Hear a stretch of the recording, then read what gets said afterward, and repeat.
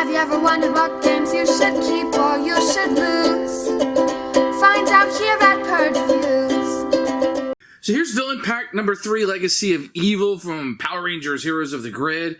It's really cool as they tell you all the monsters on the front of it. Very colorful packaging, which I always love. They do Renegade Games such a good job on this whole entire series. First thing you're going to see is you're going to see an advertisement for other games in the line. So if you miss something or want to pick something up, definitely going to be sitting there.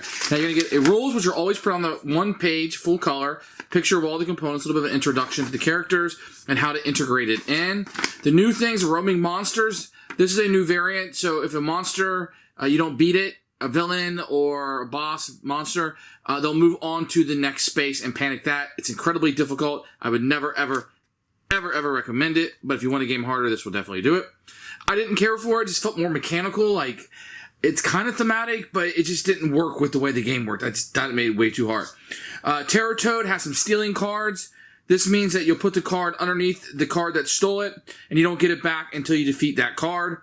Then there are some replacement cards in here that can be used with characters you saw in other aspects of the sets. We're going to open this up. I'm going to take a look at the cards first. The first thing you're going to notice is the 3 replacement cards. They're going to be for Pudgy Pig and Rita Repulsa. These don't necessarily replace them, so don't throw away your old cards. These can be used in place of certain cards or shuffled in, but just make sure you use the same amount of cards. Then what you're going to get is King Sphinx, which will be a character here that will come out. Now he has some fast and guards in here. What he does that's really interesting is he remove one ranger from the battle and move him to the next clockwise. That sounds really, really bad, but it can be good if you don't have actions to get around. That one hits you, you could perhaps get to another location, so it can sometimes be beneficial to you to allow that to happen. And then we're going to have, next will be Peranta's head.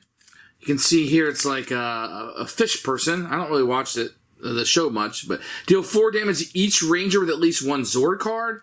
4 damage to half of the rangers in the battle. Lots of damage going on here. Exhaust all of your Zord cards, so use them quickly if he's coming up. Rangers cannot use Zord abilities, so he's blocking a lot of those during this game. Then we're going to have Terror Toad, which we spoke about a little bit about. He has that stealing ability, and that's going to allow him to take cards out of your hand, which can be entirely nasty. He's very fast, as you can see, guards a lot. There's some passive abilities that are going on. Also going to drain some crystals from you. Otherwise, he's not a huge damage guy. It's not really what he's out there to do, but he'll use that tongue to take those cards out of your hand, which are particularly nasty. Then we're going to look at the couple bosses that we're going to have here, which is nice. You're going to get 2 of them in this box. Divatox, as you can see, is a beautiful woman who is evil in every way. And she's going to come with some... She doesn't have a lot of health, so 6 is the top one. But she has some quick resolves, deal damage to that hero, increase damage by 1. Roll a die, she's going to be doing more damage. 2 different rangers must each discard the bottom 2 cards of their deck, so you're becoming weaker and weaker as it goes on. And some luck of the draw there with her rules that will be going on. Next, we're going to have, last will be Thrax, who does have some 6s here on the high ends. Quite a bit of them, so he can soak up some damage for you. He's going to do a lot of guarding. He's very quick. After each ranger combat card results deal 3 damage to that ranger, he may spend a crystal to prevent the damage. So drain 3 crystals. So he can be particularly damaged. Deal 10 damage divided among the rangers they choose. Woo! Deal 6 damage to each ranger. Wow. So he's going to be very, very tough to be able to defeat and fight. Then what we're going to have is the miniatures that we're going to have here. Let's take a look at them. Keep in mind, these are bigger than most of the miniatures you're used to in games, but they do make the size of this game.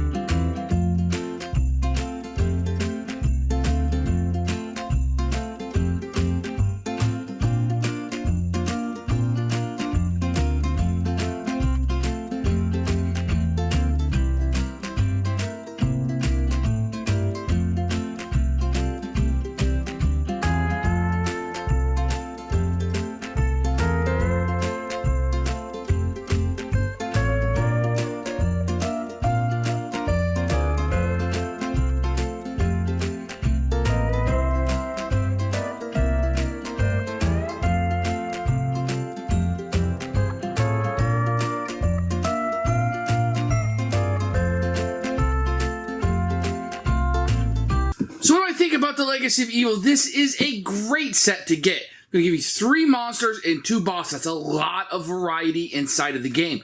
It's going to give you a lot of ways to mix it up in a small box. I do like these bad guys. I think the miniatures look fantastic. The look of each one is very unique. I think that's very striking when you're playing. Some of the bad guys, I think that Divatox isn't as hard as the King Sphinx. I think he's a lot more difficult. So I think you'll be able, or Thrax, so that's going to play into it, whether you want somebody really hard or less difficult. So a lot of play in this box. I feel like you're really going to get your money's worth depending on what you pay for it. But if you're looking for a first expansion to jump into, this is not a bad place to go because having more villains really breaks up the monotony and variety and adds that to the game aspect. And this is a very strong addition to the game set.